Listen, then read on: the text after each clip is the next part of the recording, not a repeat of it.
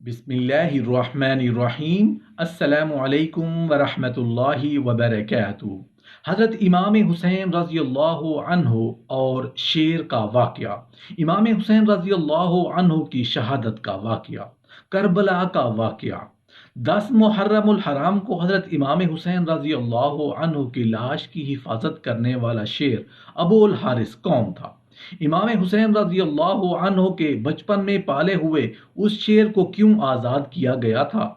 ये शेर आज़ाद होने के बाद कहाँ गया और फिर करबला में किस तरह पहुंचा? और अबुल हारिस शेर ने यजीदी फ़ौज के साथ क्या सलूक किया? इंशाअल्लाह ये सारी चीज़ें आज की इस वीडियो का हिस्सा होंगी। मोहतरम नाजरीन, जो कुछ दुनिया में हो रहा है, जो कुछ हमारी आंखों से ओझल ज़मीन के नीचे हो रहा है, वह जो कुछ आसमानों की वसअतों में हो रहा है, ये सब मेरे रब के। जब इंसान बगावत पर उतर आए, इंसान बागी हो जाए, अल्लाह के ahकाम के खिलाफ सीना तान के खड़ा हो जाए, तो फिर अल्लाह उसे मजीद ढील दे देता है और कहता है आना तो फिर भी तूने मेरे पास ही है। उस वक्त कैसे रुसवाई होगी, उस वक्त कैसा अजाब होगा, ये फिर वक्त ही बताएगा। अल्लाह चाहता तो उसके लिए क्या मुश्किल था कि शिमर और यजीद को पसपा कर देता, लेकिन हकीकत यही है कि शिमर और यजीद को जब अल्लाह के सामने जवाब देना होगा, उस वक्त मालूम होगा कि कौन कामयाब हुआ था और कौन नाकाम हुआ था। वाकया करबला कोई आम वाकया नहीं, शहादत इमाम हुसैन कोई आम शहादत नहीं, ये एक सबक है अमल अकल कर वालों के लिए। जब इंसान बगावत पर उतर आए, तो फिर अल्लाह कोई काम अपने किसी दूसरी मखलूक से ले लिया करता है।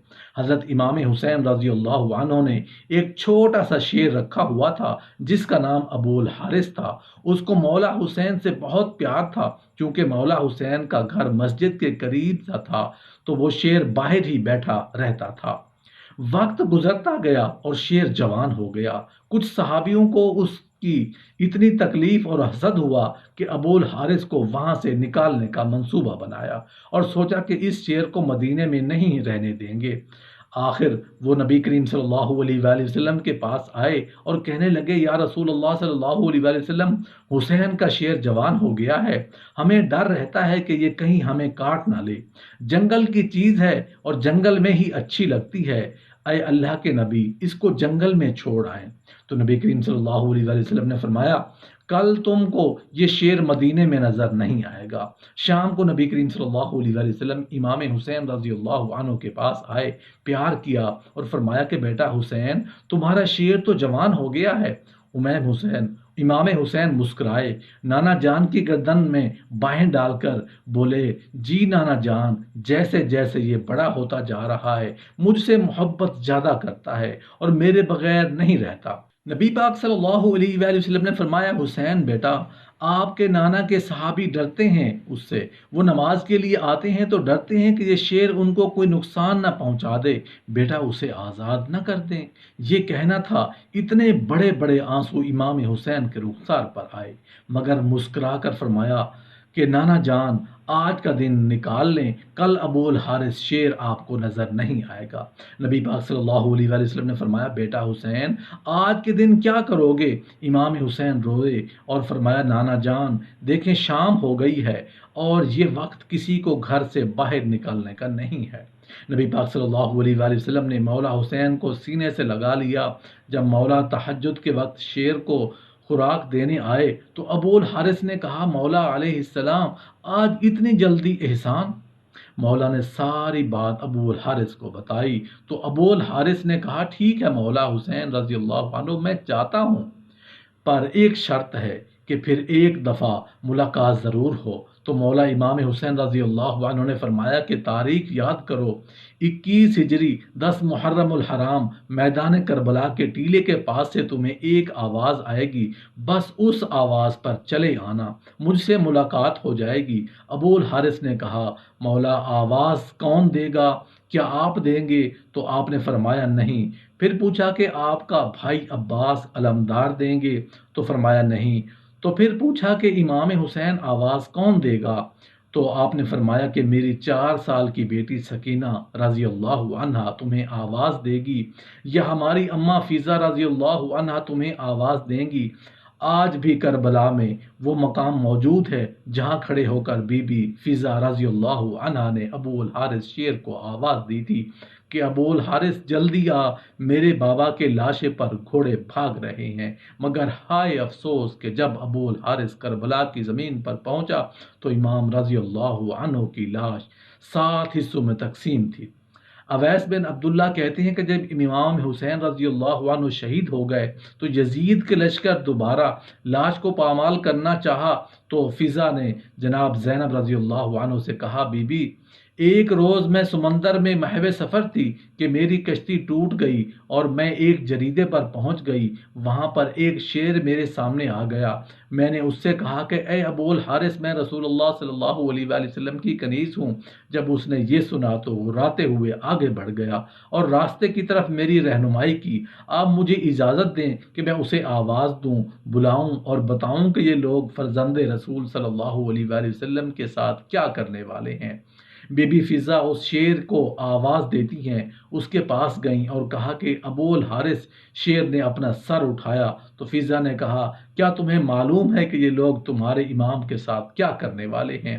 یہ ان کا لاشا دوبارہ پامال کرنا چاہتے ہیں۔ یہ سن کر شیر امام حسین رضی اللہ عنہ کے لاشے پر آیا اور لاش اقدس پر بلند آواز سے گریہ کرنے لگا اور دونوں ہاتھوں سے جسم اقدس کو چھپا لیا۔ لشکر والے آئے تو شیر کو دیکھا۔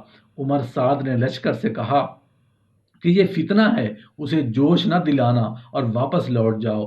چنانچہ سب واپس لوٹ گئے۔ جناب فضا رضی اللہ عنہ نے شیر کے آنے کی خبر جناب زینب رضی اللہ عنہا کو سنائی اور اس طرح لاش اقدس پامال ہونے سے محفوظ رہی۔